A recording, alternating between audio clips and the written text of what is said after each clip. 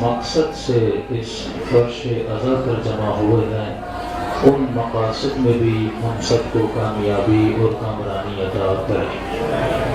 جس آیت کریمہ کا انتخاب کیا گیا اس آیت میں پروردگار عالم انسان کو ایک عظیم پیغام کی طرف متوجہ کر رہا ہے کہ هل ادلکم علی تجارت، اے انسان کیا میں تجھے ایسی تجارت کی طرف دعوت دوں، ایسے بزنس کی طرف دعوت دوں جس میں نفع ہی نفع ہے، کوئی نقصان نہیں ہے۔ دنیا کا کوئی بھی بزنس آپ لے لیں، کوئی بھی کاروبار لے لیں، اس کاروبار میں اگر نفع ہوتا ہے تو اس کے ساتھ نقصان بھی ہوتا ہے، لیکن جس کاروبار کی طرف خدا دعوت دے رہا ہے اس میں ذرہ برابر نقصان نہیں ہے، نفع ہی نفع ہے۔ یہ کیسا کاروبار ہے، یہ کیسا بزنس ہے، یہ کیسی تجارت ہے؟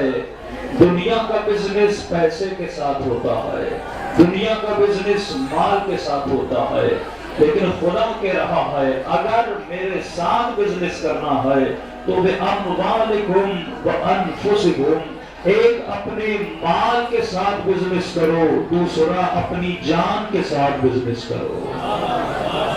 ایک اپنے نفسوں کے ساتھ بزنس کرو، دوسرا اپنے مال کے ساتھ بزنس کرو۔ اب آئیے تاریخ میں دیکھیں کہ اللہ کے ساتھ کس نے اپنے مال کے ساتھ بزنس کیا، کس نے اپنی جان کے ساتھ بزنس کیا، کہ ہم بھی ان کی سیرت پر چلیں تاکہ دنیا بھی آباد ہو، آخرت بھی آباد ہو۔ عزیزو، اگر مال کے ذریعے سے کوئی بزنس کرتا ہے تو جناب زہرا نظر آتی ہے، بی بی اللہ کی راہ میں کچھ روٹیاں دیتی ہیں، خدا ایک آیت نہیں، دو آیتیں نہیں، پورا سورہ نازل کر دیتا ہے۔ اور بی بی کو دیکھ کر بہت سارے لوگوں نے اللہ کی راہ میں روٹیاں دینا شروع کر دی، بڑے بڑے پیسے دیے، لیکن اللہ نے ان کی شان میں ایک آیت بھی نہیں اتاری، کیونکہ لوگ روٹیوں کو دیکھ رہے تھے، خدا روٹیاں دینے والی کو دیکھ رہا تھا۔ لوگ اس مال کو دیکھ رہے تھے لیکن خدا یہ دیکھ رہا تھا یہ روٹیاں پکانے والی کون ہے، آٹا لانے والے کون ہے، کس محنت سے روٹیاں پکائی جا رہی ہے اور کن ہاتھوں سے روٹیاں دی جا رہی ہے۔ اگر مال کے ذریعے سے دیکھنا ہے تو جناب زہرا نظر آتی ہے، اگر جان کے ذریعے سے دیکھنا ہے تو علی سے بڑا کوئی مجاہد نظر نہیں آتا۔ تو یہ فخر ہے، آپ کو اپنے اماموں پر ناز کرنا چاہیے کہ ہر میدان میں اگر کوئی فاتح ہے تو علی مرتضیٰ ہے، وہ چاہے خیبر کا میدان ہو، وہ چاہے خندق کا میدان ہو، یا چاہے زمین کربلا ہو، اگر کوئی اپنے مال کے ذریعے سے تجارت کر رہا ہے تو مولا علی کر رہے ہیں۔ یہاں تک کہ کافر نے بھی مولا کی فضیلت میں یہ جملے لکھے، کتاب کا نام ہے The Life of Muhammad، محمد کی زندگی، اس میں میرے مولا کی فضیلت لکھتا ہے، کہتا ہے جتنے لوگ بھی جب میدان جنگ میں جاتے تھے آگے بھی زرہ پہنتے تھے، پیٹھ پر بھی زرہ پہنتے تھے، لیکن یہ علی کی شان ہے، علی جب میدان جنگ میں جاتے تھے who fought without armor on his back، علی آگے تو زرہ پہنتے تھے لیکن پیٹھ پر زرہ نہیں پہنتے تھے۔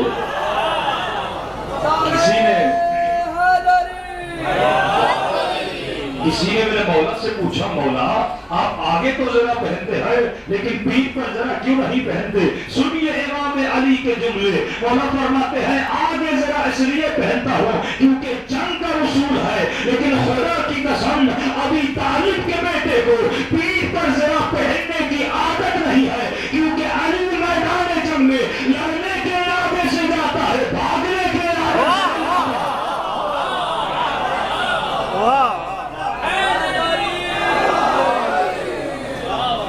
پیٹھ پر ذرا وہ پہنے جس کے ذہن میں یہ گمان بھی پایا جائے کبھی مجھے اس میدان سے بھاگنا ہے، علی کبھی بھاگنے کا سوچتا نہیں، جو بھاگنے کا سوچتے ہیں وہ پیر پر ذرا پہلے، یہ شان ہے آپ کے مولا علی کی۔ کل جمعے کا دن تھا، یہ آیت سب نے پڑھی ہوگی کہ مولا کا قرآن میں ارشاد ہوتا ہے کہ ان زعمتم انکم اولیاء اللہ من دون الناس فتمنوا الموت ان کنتم صادقین۔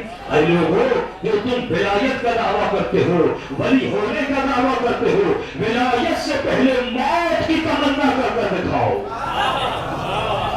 جو موت کی تمنا کرے وہی ولی ہو سکتا ہے، جو موت کی تمنا کرے وہی شیعہ ہو سکتا ہے، جو موت کی تمنا کرے وہی مومن ہو سکتا ہے۔ اور علی سے زیادہ کس نے موت کی تمنا کی ہوگی کہ فرماتے ہیں واللہ لعلی ابن ابی طالب انا سمع موت من الطفل بسبی امه، کہ اللہ کی قسم علی کو موت سے اتنی محبت ہے، اتنی محبت ہے جتنی چھوٹا بچہ اپنی ماں کے دودھ سے کرتا ہے۔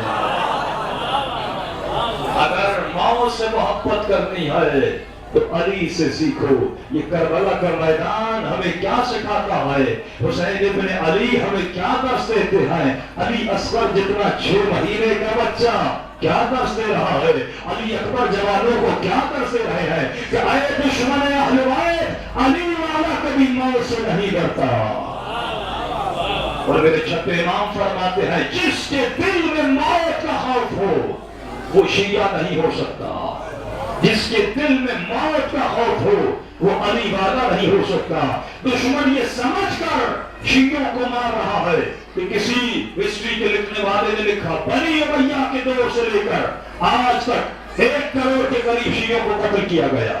آج بھی عراق میں، یمن میں، شام میں بہت سارے شیعوں کو شہید کیا جا رہا ہے۔ دشمن یہ سمجھ رہا ہے کہ میں شیعوں کو، جسموں کو موت دے کر ان کو ختم کر سکتا ہوں، لیکن یہ اس کی بھول ہے۔ ارے جسموں کو تو موت کربلا میں بھی آئی تھی، لیکن آج سے حسین حسین کی آواز اٹھ رہی ہے۔ حسینیت زندہ باد، حسینیت زندہ باد، یزیدیت مردہ آباد، مشنودی محمد وآل محمد بلندتر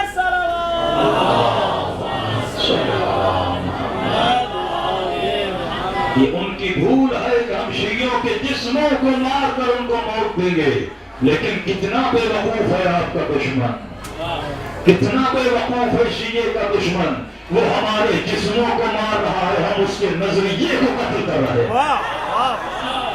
نظریے کو مارنا سب سے بڑی اہمیت ہوتی ہے۔ جسم کیا ہے؟ یہ تو مٹی میں مل جائے گا۔ جسم کیا ہے؟ اگر اس کو موت آنی ہے تو ایکسیڈنٹ میں بھی آ سکتی ہے، اگر اس کو موت آنی ہے تو بیماری میں بھی آ سکتی ہے۔ ہمارے لیے فخر ہے اگر موت آئے تو حسین کی مجلس میں آئے، اگر موت آئے تو جلوس حسین میں آئے، اگر موت آئے تو کربلا جاتے ہوئے آئے، کیونکہ موت جب شہید کو آتی ہے تو اس کو مردہ نہیں کہتے، زندہ کہتے ہیں۔ ارے ہمارے محبوب دنیا میں نہیں کہ ہم موت سے گھبرائیں، جب ہم مرتے ہیں تو ہمارے محبوب وہاں پر ہیں۔ شہید جب دنیا سے جاتا ہے عزیزو تو امام حسین سے ملنے جاتا ہے، شہید جب دنیا سے جاتا ہے تو علی سے ملنے جاتا ہے، کہ مولا علی فرماتے ہیں مومن کے لیے موت موت نہیں ہے بلکہ علی کی ضرارت کا نام ہے۔ کب تک شیعوں کو مارو گے؟ کب تک ان کے جسموں کو موت دیں گے؟ یہ ان کی بھول ہے، لیکن عزیزو آپ اپنے نظریے کے ساتھ ان کو موت دے رہے ہیں۔ اور یہ نظریہ کب مضبوط ہوتا ہے؟ کیونکہ آپ کا عقیدہ مضبوط ہے۔ ہمارے امام ایسے ہیں، ہمارے ولی ایسے ہیں کہ اہل سنت کا عالم تعصب میں آ کر اپنی کتاب میں شرح صحیح مسلم میں آ کر یہ جملے لکھتا ہے، کہتا ہے شیعہ تو بہت برے ہیں، شیعہ بہت برے ہیں، لیکن کیا کہوں ان کا امام بڑا اچھا ہے۔ شیعہ تو بہت برے ہیں لیکن انہوں نے جو امام چنا وہ بڑا اچھا ہے، کیونکہ نبی بھی جب مشکل میں گرفتار ہوئے تو علی کو پکارا، کوئی صحابی بھی مشکل میں گرفتار ہوا تو علی کو پکارا، کہ ہر کسی نے علی کو پکارا، کہ خود نبی خدا اللہ سے کہتا ہے خدا مجھے اپنی طرف سے کوئی مددگار عطا کر۔ شب ہجرت ہو یا میدان احد ہو، ہر جنگ میں مسلمان علی کی تلوار کا محتاج نظر آتا ہے۔ اگر علی کی تلوار نہ ہوتی اور حسین کا سر نہ ہوتا، آج تمہارے گھروں میں نہ دین ہوتا نہ ایمان ہوتا۔ اگر آج ایمان ہے یا دین ہے، ایک حسین کا سر ہے، دوسرا علی مرتضیٰ کی تلوار ہے۔ فخر کریں آپ کے ایسے امام ہے کہ شیعہ تو برے ہیں لیکن ان کا امام بڑا اچھا ہے۔ اب اپنی کتاب میں تعصب میں آ کر یہ جملے لکھتا ہے، کہتا ہے جہاں امام ہوتا ہے وہاں معموم، جہاں امام وہاں معموم، جہاں امام وہاں اس کے ماننے والے۔ اب کہتا ہے خدا ہے قادر مطلق، جو کرنا چاہے خدا کر سکتا ہے۔ تعصب میں آ کر العیاذ باللہ یہ جملے اپنے کتاب میں لکھتا ہے۔ اگر خدا چاہے علی کو جہنم میں بھیج دے تو جہاں امام وہاں معموم، جہاں علی جائیں گے وہاں اس کے شیعہ جائیں گے۔ اب خود اپنے الفاظ کو پلٹ کر کہتا ہے میں کیسے کہوں کہ خدا علی کو وہاں بھیجے گا، جبکہ میں نے نبی کی حدیث پڑھی ہے جب ایک مومن کا جہنم کے 4000 فرسخ سے گزر ہوگا تو جہنم آواز دے گی، اے مومن مجھ سے دور ہو جا، اے مومن مجھ سے دور ہو جا، ان نور کا یکفع ناری، تمہارا نور میری آنکھ کو بھجا دے رہا ہے۔ فرماتے ہیں جب مومن کا یہ مقام ہے تو امیر مومنین کا کیا مقام ہوگا؟ جب ایک عام مومن کا یہ مقام ہے تو خدا آ کر جملے لکھتا ہے کہ خدا علی کو کہاں بھی بھیجے، جہاں علی ہوگا وہاں جنت ہو جائے گی۔ اب تصور کرو جہاں امام ہوگا وہاں معمول ہوں گے، جہاں علی ہوں گے وہاں علی والے ہوں گے۔ کہ ملتا ہے میرے 8ویں امام کے زمانے میں ایک شخص آیا نبی خدا کے کچھ بال لے کر، 5-6 بال لے کر آیا کہ مامون یہ بال ہیں رسول خدا کے۔ کس کے بال ہیں؟ نبی کے۔ مامون نے مولا رضا کو بلایا کہ مولا آپ کہتے امام ہیں، نبی زادہ ہیں، ہمیں یہ بتائیے کیا یہ شخص سچ بول رہا ہے یا جھوٹ بول رہا ہے؟ آپ کے لاہور میں بھی کچھ بال پڑے ہوئے ہیں، یہ دعویٰ کرتے ہیں نبی کے بال ہیں۔ اگر وہ بھی سچ بول رہے ہیں تو امام رضا کے فارمولے پہ عمل کریں، پتہ چل جائے گا یہ نبی کا بال ہے یا کسی اور کا بال ہے۔ مولا رضا نے کہا ابھی پتہ چل جائے گا یہ بال نبی کے ہیں یا کسی اور کے ہیں۔ کہ کیسے؟ امام نے 3 بالوں کو الگ کیا، 4 بالوں کو الگ کیا، کہا یہ 4 میرے نبی کے، یہ 3 میرے نبی کے نہیں۔ کہا یہ 4 میرے نبی کے، یہ 3 میرے نبی کے نہیں۔ کہا کیسے پتا چلے؟ کہ آگ کو جلایا جائے۔ آگ جلائی گئی، کہا ان 3 کو آگ میں ڈالو۔ آگ میں ڈالا گیا، 3 بال جل گئے۔ کہا یہ 4 میرے نبی کے ہیں، ان کو آگ میں ڈالو۔ کہا جیسے 4 آگ کے قریب آئے بال نہیں چلے، آگ بجھ گئی۔ بال نہیں جلے، آگ بجھ گئی۔ میں کہوں گا مولا جب بالوں کا یہ حال ہے تو آل نبی کا کیا حال ہوگا؟ جب بالوں کی یہ کرامت ہے تو آل نبی کا کیا مقام ہوگا؟ تو آج جو بھی دعویٰ کرے نا اس کے بعد نبی کے بال ہیں، کہو قبلہ آگ میں ڈالو، اگر نبی کا بال ہوگا تو جلے گا نہیں۔ لیکن وہ دکھانے ہی نہیں دیتے کیونکہ اس بال سے ان کا چندہ جمع ہوتا ہے، ان بالوں سے ان کے پیسے جمع ہوتے ہیں۔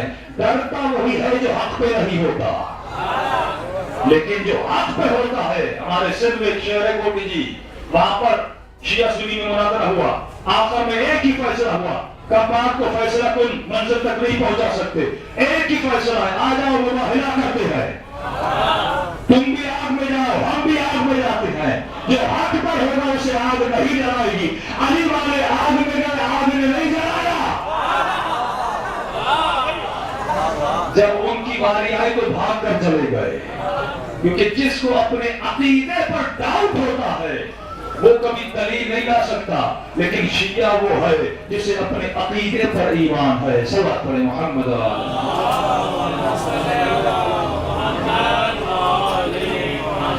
یہ فضیلت ہے آپ کے اماموں کی، یہ فضیلت ہے آل بیت کی، یہ مقام ہے آپ کے اماموں کا۔ نہ ان کے علم کا کوئی مقابلہ کر سکتا ہے، نہ ان کی زہد کا کوئی مقابلہ کر سکتا ہے، نہ ان کی عصمت کا کوئی مقابلہ کر سکتا ہے۔ ماشاءاللہ تمام اہل سنت و شیعہ ان عقیدے پر متفق ہیں کہ نبی خدا معصوم تھے، اہل بیت معصوم ہے، ان کا جسم ہمارے جسموں کی طرح نہیں ہے۔